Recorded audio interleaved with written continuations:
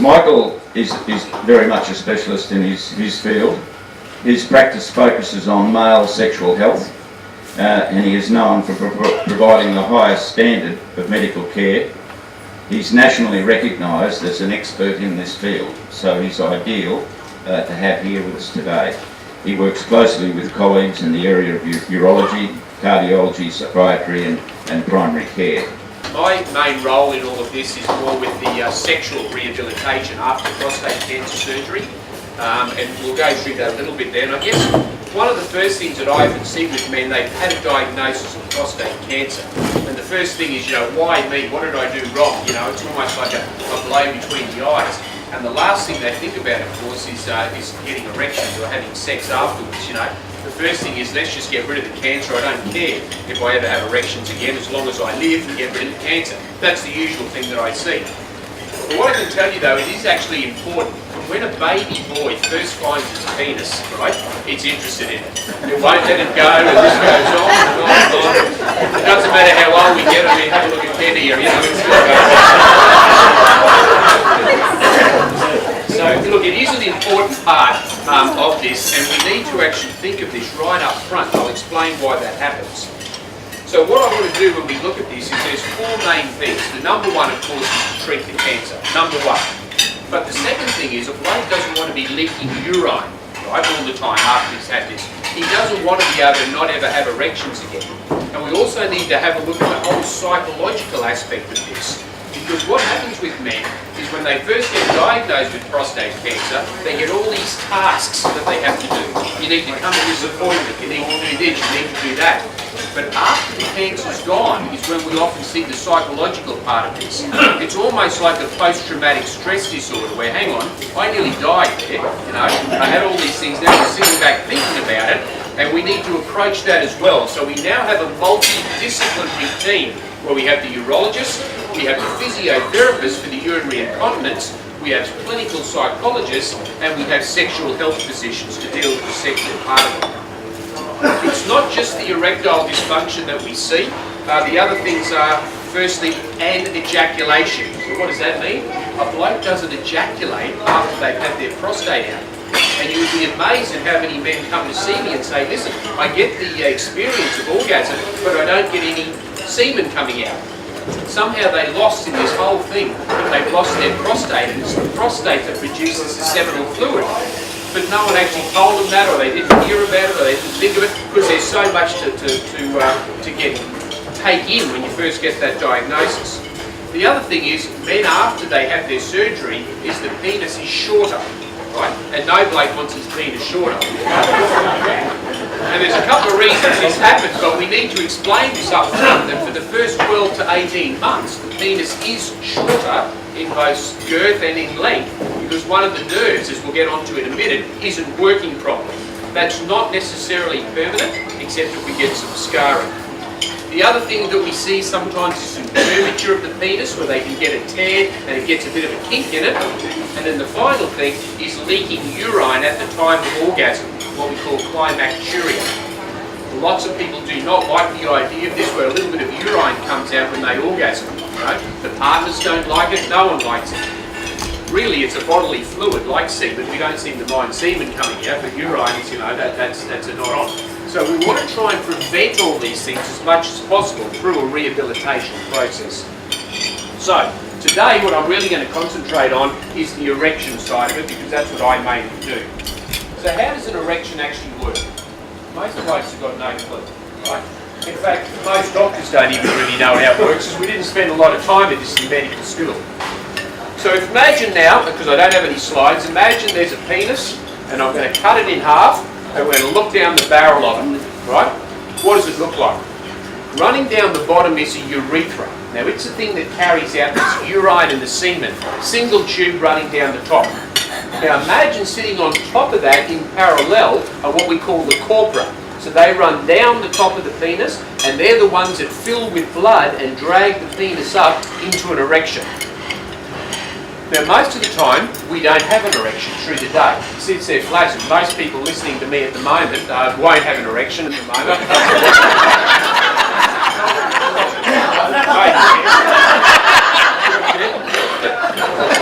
Oh, that's okay. So, why don't we have an erection at the moment? Because the arteries that actually bring the blood into the corpora are being held shut. So what happens is most men will get 3 to 5 erections each night while we're sleeping. We're all aware of the morning erections when you wake up, you know, and people think that that's because they've got a full bladder. And in fact, it's just one of the 3 to 5 that occur in rapid eye movement sleep. This even happens in babies. Those of you who've had sons, you're changing the nappy, the baby's asleep, it's got a little erection. These aren't sexual erections, but it's most important the body does this because it delivers fresh oxygenated blood into the corpora, which is held shut most of the day. So you must get that blood flowing through.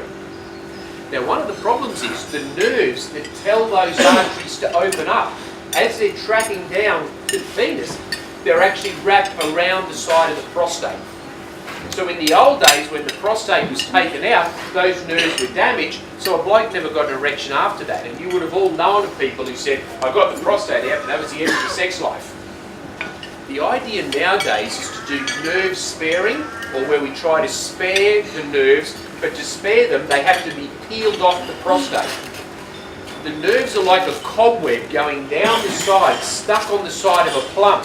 So whether you have it done robotically or no matter how you do it, it's simply not possible to remove the cobwebs off the side of a plum, hold it out here out of the way, take the prostate out, stitch it together and bring the nerves back over again on the way down. There's broken strands, there's holes and everything in the... and that takes 12 to 18 months to recover.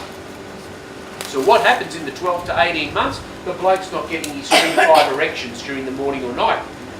So therefore these tissues are no longer receiving their oxygen, they deteriorate and they start to scar up. Then you get this fibrosis or very fine scar tissue in the penis, so therefore the erections won't work. And if that gets a go on, it's permanent. So the whole idea of the rehabilitation is what we're trying to do is to keep the blood flowing through the penis to keep it healthy and oxygenated while we're waiting for the nerves up here to repair themselves. Now, it doesn't actually matter how we do that, but what I want is for a bloke to get 3 to 5 erections per week for that 12 to 18 months. Now, I say to the partners who are sitting there, you don't have to have sex 3 to 5 times a week, right? But you do need to get 3 to 5 erections per week. It's like a gym program. It's penile aerobics, right? Even if you don't feel like doing it, get the blood into the thing, right? What we're trying to do is to keep it healthy to stop it from scarring. Because if it does scar, that's permanent and the bloke ends up with permanent erectile dysfunction. So, how do we do it? It actually doesn't matter. We've got tablets, we've got injections, we've got all sorts of things. I've never had a bloke sit in my office and say, I'll inject the penis, please. You know, that's my first option. And yet, we use this very, very commonly in men after they've had their prostate out. So the tablets, you've heard of it, there's Viagra, there's Cialis, there's Levitra, there's on-demand, daily dose. It actually doesn't matter. What we do is we try it with each one of these to see what works for that particular bloke. But we want the blood into the thing. If it doesn't work, and often the tablets don't initially, because the tablets need the nerves to be connected enough to work. So in the initial stages, they're often not, so we bypass it and we use the injections. With the injections, we deliver medication directly into the side of the penis with a little insulin syringe, like the kids with the diabetes inject their insulin. It is painless if it's done correctly. So we show people carefully how to do this. They inject it, get the blood flowing through, and then come back and try the tablets from time to time until it starts to work. So there's really only 2 reasons why the erections won't come back at the end of all of this. Number 1, the nerves don't recover. And that can happen, right? That's up to your own individual body repairing the nerves. Sometimes they don't, and it usually takes 12 to 18 months. Where do we draw the line in the sand and say this is not going to work anymore? 36 months, 3 years. So it's a long time for these nerves to recover. The second reason is you don't keep the blood flowing through and the thing scars up and fibroses, then it won't work. But if we do the rehabilitation properly and we keep the blood flowing through and the nerves recover as expected, then we should have the erections working at the end of this, and that is now our goal. whereas 10 years ago it wasn't. And the reason for that is a bloke could go in, see the urologist, do the cancer part of it, but the other 3 things weren't done. The continence, the erectile function and the psychological part of it. The fact of the matter is it probably didn't matter that much because most blokes when it was picked up it was too late. We weren't going in and getting PSAs, we weren't getting tested. People would come in with back pain. What's the cause of the back pain? Well, it was metastatic spread from their prostate cancer, right? So it's too late. So the idea now is that we are picking it up early through people getting the PSA. We're trying to get better tests, and this is what the PCFA is all about, is to fund research into treatments, into all of those types of things, so that we can actually help men who have prostate cancer. But the real message that I give you is it is now a multidisciplinary team where we not only just look at the urologist, we have the physiotherapist to do your pelvic floor exercises, we do the sexual rehabilitation so the erections work at the end of this, and we look after the psychological health of the bloke as well. So I might leave it there because I wanted to have time for questions because I can talk about any part of this, but that was just a bit of an overview to say that the title of the talk is sex over when you have prostate cancer treatment? And the answer should be no. Okay? Because no matter what we've got a range of options that we can do. Injections, vacuum devices, tablets, there's even surgery where we can put implants in the penis and you pump the thing up and down when you want to have sex. So there's really no medical we can't help with that. So has anyone got any questions on any of that or any aspect of the prostate? Yes, mate. How often do you reckon you should get a PSA test instead of being 50? So the question is, how often should a PSA test be done? There is lots of controversy around the whole screening and testing for prostate cancer, as you probably would be aware, and different types of groups have different guidelines. But the consensus is, we normally start at around about the age of 50 unless you've got a positive family history. So if your father or brother had prostate cancer, you are at increased risk of getting the cancer, so we would start that early. There was a study called the Baltimore study, which actually showed that if you did a PSA younger than 50, and if it was low, then you are at low risk of having prostate cancer down the track. But if it was high, then you should enter into a screening program or a testing program where we do this once a year. But the general guidelines are start at about the age of 50. You can either do it yearly or 2 yearly. There's once again a bit of controversy with the new guidelines saying doing it 2 yearly. Most urologists, etc., are still saying do it yearly, and you monitor it. There's no one particular level where you say, hey mate, you've got cancer and you don't. What we're looking at is it going up? Does it suddenly spike? And in that case, then something's going on with the prostate. So there's no point in me going along and having a PSA and it's 2, and then I do it again in 5 years' time and it's 4, right? What does that tell me? Well, it might have been that it was 2, 2.4, 2.8, well, that's fine. Or it could have been 2, 2, 2, 4. That's not fine.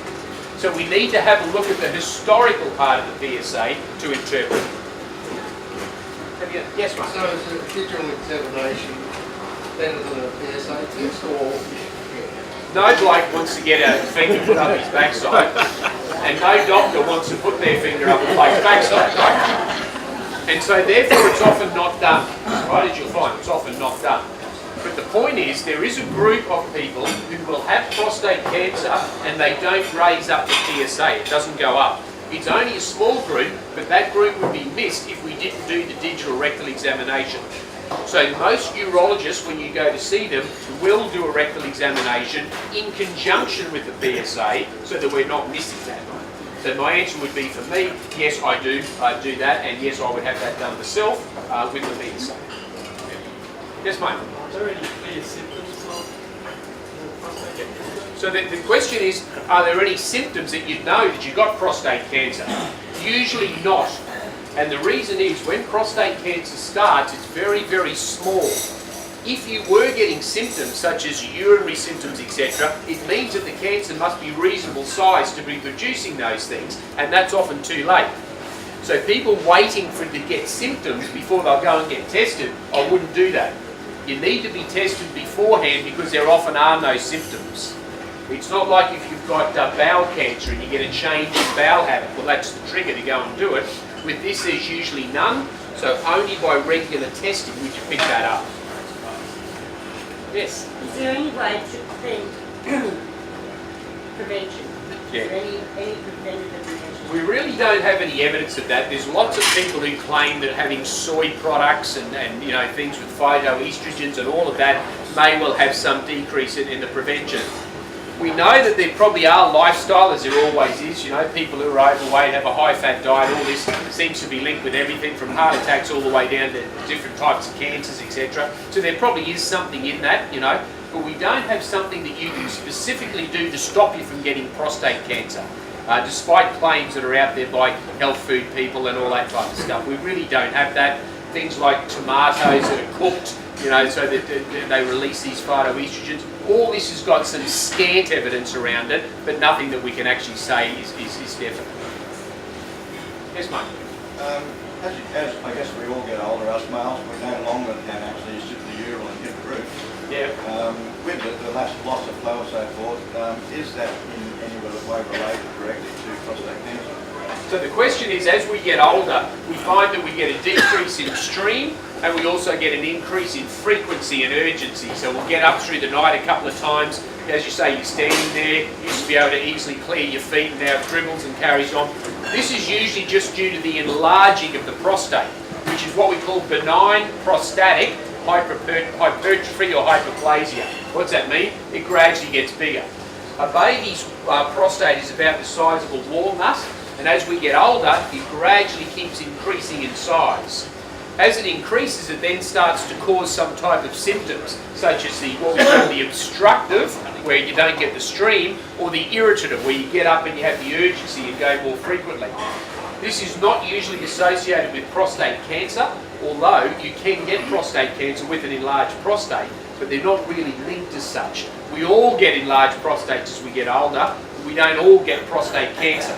Right? Although 1 in 9 of us do, which is similar to breast cancer, so it's not that it's that uncommon. Yes, mate? Is there a link between granulosa prostatitis and a raised PSA? Yeah, so the PSA is a blood test which is done, and anything that irritates the prostate will raise the PSA. So for instance, just say a bloke comes in and I do his PSA and it's high, just say. We repeat it again down the track and we actually say to him, I don't want you to ejaculate, right, no ejaculation for 3 days before the test, because even just ejaculating can push the PSA up. If you have prostatitis, which is an inflammation of the prostate, that will raise it up. If you've got a urinary tract infection, that will raise it up. If you ride a bike with the seat there and it's pushing on the prostate area there, that'll raise it up. So the point of the PSA is it's very, very sensitive, but it's not specific for prostate cancer. It's prostate-specific antigen, it's not prostate cancer antigen. Yeah. You just said then, if you haven't got a prostate, is that going to do the same thing? Like, if you do, the PSA is produced from the prostate, you know. So what we like to see is after they've had the prostate out, is that the PSA is basically undetectable because there's no prostate there. Now, if the PSA starts to rise after that, that's an indication that there may have been a little bit of spread, right, of the prostate, and so therefore we need to hone in on that, and there's PET scans and all sorts of things we can do now to try and find where it is, to then target that area to get rid of any cancer that may have escaped from the prostate bed. what if the prostate PSA is really small, but there, I've had an operation with radiation. Yeah. So I've got a very small PSA. Yeah. So when we say... But it's rising slowly. Yeah, so what will happen is most people, if it's a very slow rise, that will just be continue to be monitored. It's obviously what's happening here. But if it suddenly started to take off, then there are newer treatments, and in fact this is what Judith and her team are working on, a lot of these types of treatments that are available now. It used to be that it was a death sentence once we started to get prostate cancer. That's simply not the case anymore. With all the new immunotherapies and chemotherapeutic agents, even for advanced prostate cancer that's spread everywhere. But when you do the PSA, it's so low that the labs can't really, it'll never come back as zero.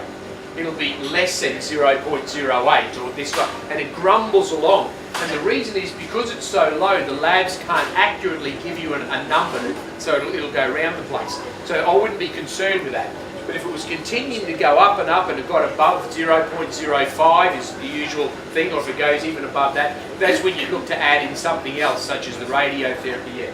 So there's a range of steps between now and I've been through radiotherapy. yeah. And it's raising now. Yeah, so there's something's probably still around there, and then the next step may be looking at one of these, if it gets up high enough. But if it's just grumbling along as it is and only slowly going up, they'll leave it and monitor it. That's what's happening here. Yes? Sorry, my question is really, with granuloma prostatitis, is there a link to prostate cancer with it? Okay. To my knowledge, I would say no. And the reason, Judith, do you know? No, I would say no too. No, Any prostatitis. Yeah. So the reason is that the prostatitis will push up the PSA, and so therefore we're monitoring these people carefully. Often this will be picked up then that someone's got prostate cancer, but that's more associative rather than causative. This is one of the things you've got to watch when you're looking at and reading research papers. But often what happens is they say, look, there's a group of people who have granuloma prostatitis and they've got prostate cancer, so this caused that, So the sun rose this morning over Airlie Beach, and I had bacon this morning, so it was the sun that came up that caused me to have bacon. It was associative, not causative, and you've got to watch that carefully. But to my knowledge, the answer is no. Thank you. Yes? With an enlarged prostate and having a rebore, are there side effects associated with that? So the question is, if you've got an enlarged prostate and you get a rebore, what they do with a rebore, right, imagine you've got your prostate sitting here like this, the bladder's up here, the prostate forms the first part of the tube that comes out to bring the urine out. So we go up through the eye of the penis, into here, and we core it out, right? Just imagine if you had an apple and you're taking the core out, so now you're left with a nice wide ball where the core was, so the urine comes out. So it works very effectively, but are there any side effects? The number one side effect is retrograde ejaculation. What's that mean? When you actually ejaculate, instead of the semen coming out, it goes backwards up into the bladder, right? So people thought, geez, what's that going to do to me, You just urinate it out afterwards, So you'll get the sensation of orgasm, but you'll often get this retrograde ejaculation. The second thing is just the normal surgical side effects, like you might get an infection, you might bleed, etc., etc. But there's all different ways of doing the rebore now, rather than just the way we used to do it with cutting. It can be diathermy, it can be lasered, there's all sorts of things. So really it's quite a safe procedure to have done. Yeah, I've had it done and had the laser. Yeah. So the side effects you're just mentioning exactly what That's what happens, mate. That's what happens. Any other questions? Yes. So with women, we're told to check our breast to do that. So should men be checking Their prostate? It's a bit hard. Their testicles? Get your wife to do it. So the question is, women check their breasts, and that should blokes be doing checks? And the answer is probably yes, particularly for testicular cancer, right? Testicular cancer often affects younger blokes, but the beauty of that is it's very easily treatable and it has a higher cure rate. So when we're in our 30s, up to our 30s, 35, it's testicular cancer which is the issue. When we get over that, we get the 40s and 50s, it's prostate cancer. That's not to say that blokes over 40 that don't get testicular cancer, they do, and some blokes who are younger than 50 get prostate cancer. So the idea is that men should be examining their testicles for any lumps or bumps. The problem is that when you actually do examine your testicles, you feel all sorts of lumps and bumps, particularly underneath there. So lots of people come in panicking. The way you do this, for all you blokes, you pick up your scrotum and bring the testicle up to the top. We're feeling across the top of the testicle. It should feel like a hard-boiled egg with the shell taken off. That's the texture of it. In underneath is the epididymis, and it's often got all little lumps and things like that. That's benign. What we don't want to see is any lumps or hardness in the top part of it, which should feel like nice and smooth, like a soft-boiled egg, with the shell taken off. So yes, the answer is they should be checking it, but they can't do their prostates, of course. Yes, mate. I just wonder, with taking the Flomaxtra or steroid harm or any of them, is there any long-term problems with that stuff? Should you go and get bored out or whatever? Yeah, so The first step, if someone's got benign prostatic hyperplasia, they're getting up in the night, it's bothering them, they can't urinate, etc. The first line treatment is usually tablets. Excuse me. Now the tablets there's what we call the alpha blockers, which is your Flomaxtra, your Zatril, Itrin, Minipress. What these tablets do is they decrease the tone at the base of the bladder. The prostate actually irritates the base of the bladder. This is what makes you want to go to the toilet all the time. And these tablets, like Flomaxtra, decrease the tone. If that stops working, and it often does, then what we can do is to move to another type of tablet, which is called a AR1 inhibitor, which is, I won't go through, but there's things like finasteride, dutasteride. What they do is they shrink the prostate. And by shrinking it, that takes away some of those symptoms as well. And then the third step is then the reball. The trouble with the second group of tablets is it does have some sexual side effects in some blokes, where they have erectile problems, ejaculation problems, and the real problem is that you stop it, and those can persist for a couple of years, even after you've stopped. So we're not tending to use those tablets as much anymore, and then moving on to the reball if a bloke wants to remain sexually active. Now, if they're not sexually active and all that, then we can go down to those tablets. Any other? Yes. Talking about the diet and everything before. Yeah. Because our diet's changed a lot in say the last 40 odd years, have the numbers gone up? Okay. So the question is, all of our diets have changed in the last 40 years. We're having more high-fat diet and all that. Has that increased the prevalence of prostate cancer? Well, we actually probably don't really know that, firstly, because that wasn't being... A lot of blokes died with prostate cancer. They have a heart attack, they get hit by a bus or whatever, and they've got prostate cancer, but that's not what killed them. What's happening, the real reason for the spike in this is that people are getting tested, right? And that just simply wasn't happening before. So there may well be a link with diet, there may well be, but the number one reason why we're diagnosing and seeing all these people is because we're getting tested, right? We're going in and we're getting our PSA. Now the beauty of that is the cure rate's gone up, because the earlier you get these things, of course, the better. And the only way to do that is through testing. Yes, mate. How switched on are most urologists when you get there and they say, okay, we'll start chopping bits out of here and give it right, mate, go away? Or they sort of up to where you're talking about now with rehabilitation, better and better? No, most of them are now. Like at all the conferences and things like that, this is what's discussed, because there was a paper that came out which was entitled Patient Regret. Right? So what happens is the blokes go in and get their prostate out and then can't get erections anymore. They finally come around to seeing someone, but it's too late because it's scarred up, you know. So this was this whole idea around patient regret. And then, of course, they blame the urologist because he didn't tell me, or she didn't tell me. So most of them are switched on now where we know it's a multidisciplinary team. You do your bit, you do your bit, and we all work together so that we have the best outcome for the man. And that's what we really want to do, have the best outcome for the patient. Ladies and gentlemen, I'd firstly like to say that there are probably some guys and girls here that have issues that are of a personal nature with regard to prostate cancer and would prefer to speak to Judith or Michael after the breakfast. So please feel free to do that. But before we move on, put your hand